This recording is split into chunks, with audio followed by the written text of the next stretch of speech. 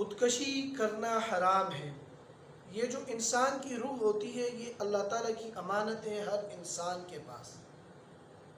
اب اگر کوئی بندہ اس امانت میں خیانت کرتا ہے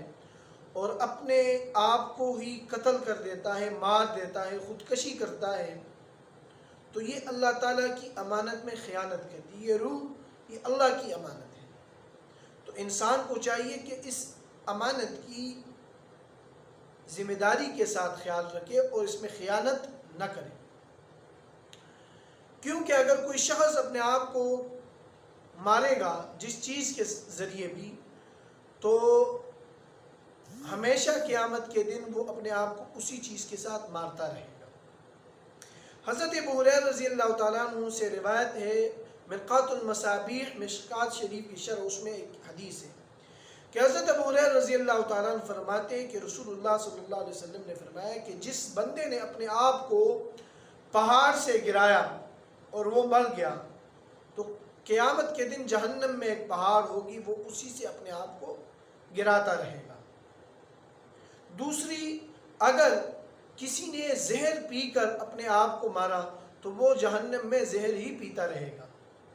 اور اگر کسی نے لوہے سے، ہتھیار سے، کسی چیز سے اپنے آپ کو مارا اور وہ مر گیا تو وہ اسی کو اپنے اندر گھساتا رہے گا، یعنی کوئی چھری وغیرہ اس طرح کی، اور اسی سے اپنے آپ کو مارتا رہے گا۔ تو میرے بھائیو اور دوستو، یہ کوئی چھوٹا گناہ نہیں ہے، یہ گناہ کبیرہ ہے، لہذا اس سے بچیے، یہ اسلام میں حرام ہے، اور دوسروں کو تلقین کرے۔ اب کچھ دن پہلے ایک ایسی تحریر آئی تھی، اس میں بندہ جو کہہ رہا تھا کہ بھائی میں نمازیں پڑھتے رہو، اللہ کو یاد کرتے رہو، یہ اپنے بچوں کو نصیحت کرتا رہا، اور میں بہت مجبور ہوں، اپنے آپ کو جو ہے نا اس نے مار دیا۔ تو یہ اسے شاید علم نہیں تھا، تو یہ اپنے معاشرے میں